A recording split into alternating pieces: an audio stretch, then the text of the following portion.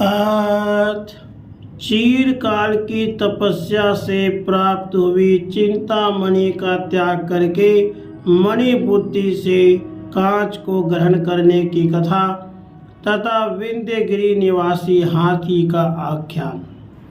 देवपुत्र के रूप में चुड़ाला कहती है, राजन एक श्री संपन्न पुरुष था जो कलाओं का ज्ञाता, अस्त्र विद्या में निपुण और व्यवहार करने में भी चतुर था। वह जिन जिन कार्यों के करने का संकल्प करता उन्हें पूरा करके ही छोड़ता था। इतना होने पर भी उसे परम पद का ज्ञान नहीं था। तब वह अनंत प्रयत्नों से उपलब्ध होने वाली चिंतामणि की प्राप्ति के लिए तपश्चर्या में प्रवृत्त हुआ।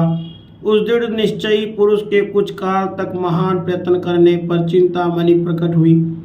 भला उद्योगी पुरुषों के लिए ऐसी कौन सी वस्तु है जो सुलभ नहीं हो सकती, क्योंकि यदि अकिंचन भी कष्ट की परवाह न करके अपनी बुद्धि के सहारे कार्य में प्रवृत्त होकर उद्यम करता है तो उसे भी उस कार्य को निर्विघ्नता पूर्वक संपन्न करने की शक्ति प्राप्त हो जाती है। इस प्रकार उस उत्तम मणिराज के प्राप्त होने पर वह निश्चय नहीं कर सका कि यह चिंतामणि है।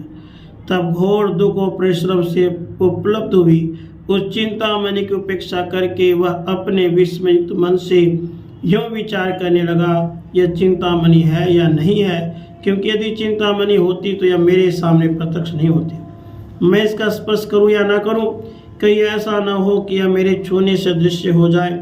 निश्चय ही इतने ही समय में उस वास्तविक मणिराज की प्राप्ति नहीं हो सकती, क्योंकि शास्त्रों का कथन है उसके लिए जीवन पर्यंत प्रयत्न करना पड़ता है।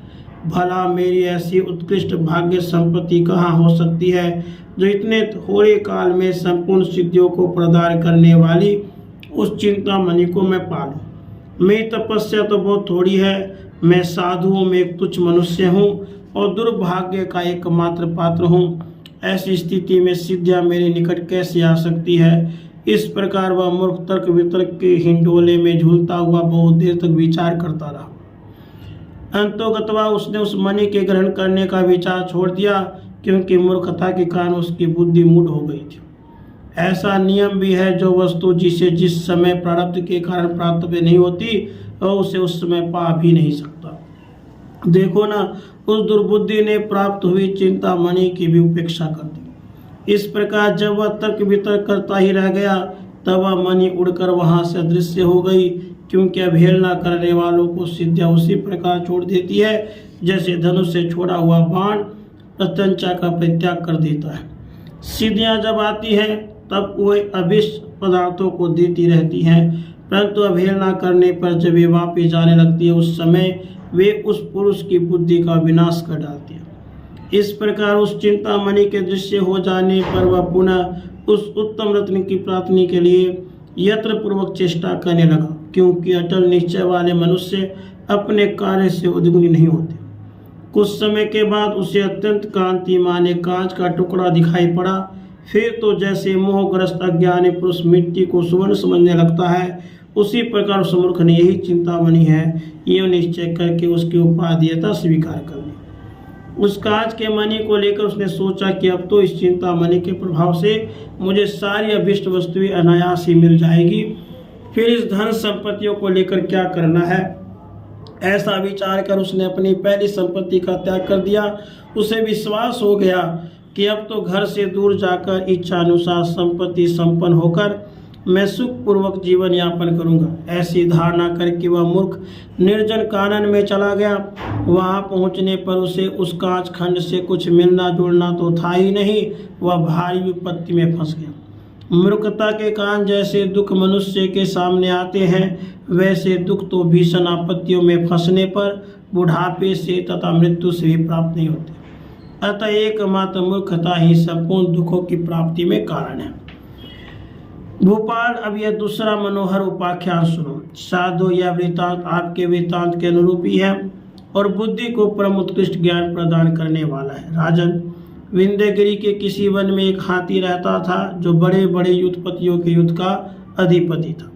उसके दोनों दांत बहुत सफेद और लंबे थे, वज्र की ज्वाला के समान चमकीले तीक्ष्ण थे। एक बार एक महावत ने उसे चारों ओर से लोहे की श्रृंखला में जड़कर वैसे ही बांध दिया जैसे मुनिवर अगस्त्य ने विंध्याचल को और उपेंद्र ने असुरराज बलि को बांध दिया था। बंधा तो था ही, ऊपर से उसके गंडस्थलों पे शस्त्रों की मार भी पड़ रही थी, जिससे वह धैर्यशाली गजराज भीषण यंत्रणा भोग रहा था। उसे बड़ी पीड़ा हो रही थी। इस प्रकार लोहे की जंजीर में बंधे हुए उस गजराज को जब 3 दिन व्यतीत हो गए, तब उसे बड़ा खेद हुआ और उस बंधन को तोड़ डालने के लिए तैयार होकर उसने चिघाड़ना शुरू किया। फिर तो 4 ही घड़ी में घोर प्रयास करके उस हाथी ने अपने दोनों दांतों से बंधन को छीन भिन कर दिया। उसका शत्रु महावत दूर से ही उसकी बंधन छेदन क्रिया को देख रहा था। जब उस हाथी का बंधन टूट गया, तब वह महावत पहले एक ताड़ वृक्ष पर चढ़कर वहीं से अंकुश द्वारा उस हाथी को वश में करने के लिए उसके सिर को लक्ष्य करके कूद पड़ा, परंतु उसके पैर हाथी के सिर पर नहीं पहुंच सके, जिससे वह घबराकर भूमि पर गिर पड़ा। राजर से तिर्यक योनि में भी प्रकाशमान एवं विशुद्ध गुणों से युक्त साधु स्वभाव वाले जीव देखे जाते हैं। इसलिए अपने शत्रुभूत महावत को सामने गिरा हुआ देखकर उस गजराज के हृदय में करुणा उत्पन्न हो गई। वह सोचने लगा, यदि मैं इस गिरे हुए को पैरों से कुचल दूं तो इससे मेरा कौन सा पुरुषार्थ सिद्ध होगा। यूँ विचार कर हाथी ने अपने शत्रुभूत उस महावत के प्राण नहीं लिए। जब वह हाथी वहां से जंगल की ओर चला गया, वह महावत उठ बैठा। उसका शरीर और बुद्धि दोनों स्वस्थ थे। हाथी के जाते ही साथ उसकी व्यथा भी दूर हो गई। इतने ऊंचे ताड़ वृक्ष की चोटी से गिरने पर भी उसका अंग भंग नहीं हुआ था। वह पैदल चलने बड़ा उत्साही था। इस प्रकार जब उस हाथी के शत्रु महावत का प्रयोजन सिद्ध नहीं हुआ और हाथी उसके हाथ से निकल गया, तब उसे महान दुख हुआ। वह पुनः यत्नपूर्वक वन में झाड़ियों में छिपे हुए उस हाथी की खोज करने लगा। चीरकाल के बाद उसे वही गजराज मिला जो एक जंगल में वृक्ष के नीचे बैठकर विश्राम कर रहा था। तब उस धूर्त महावत ने जहाँ वह हाथी बैठा था उसके समीप ही हाथी के फंसाने गोलाकार गड्ढा खोदकर तैयार किया और ऊपर से कोमल लताओं से ढक दिया। कुछ ही दिनों के बाद जब वह हाथी वन में विहार कर रहा था, यकायक उसी गड्ढे में जा गिरा।